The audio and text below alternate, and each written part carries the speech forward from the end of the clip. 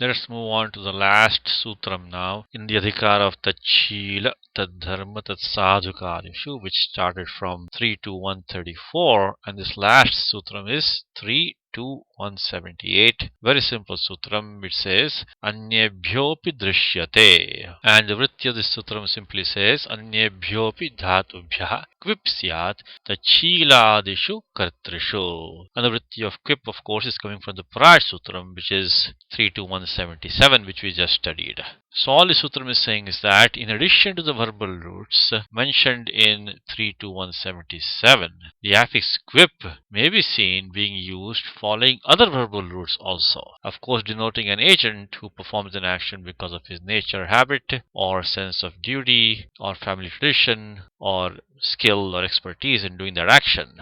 So we have to be ready to see this quip being used following other verbal roots in the language, not only the ones mentioned in 3 to 177 specifically. So you can take a quick example. Chinattita chilaha chit.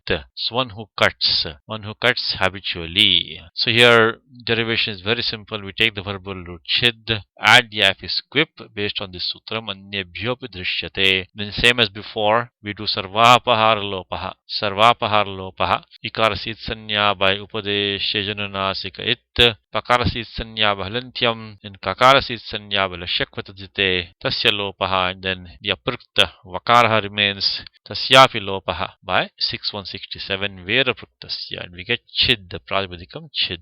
You get the pratipadika sanya by krit tadita samasascha with the help of pratyaya lope pratyaya lakshanam. Even though quip has gone away, it leaves a lakshanam behind, and that is enough to give chid a pratipadika sanya.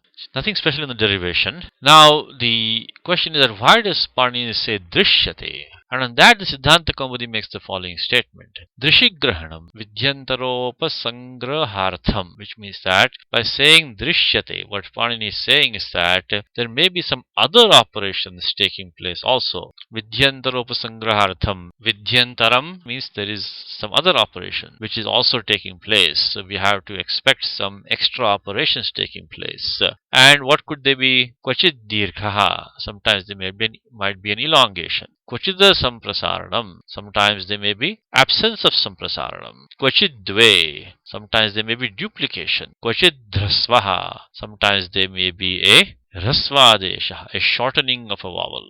So these are these extra operations like these we have to be ready to accept when this affix quip is used following other verbal roots. And that will lead us to the next vartikam. Which will be our next topic. That vartikam is under the same sutram 3 to 178, and the vartikam reads quib vachi prachayata stu kata puru ju shrinam dirgho samprasaranancha, which will be our next vartikam.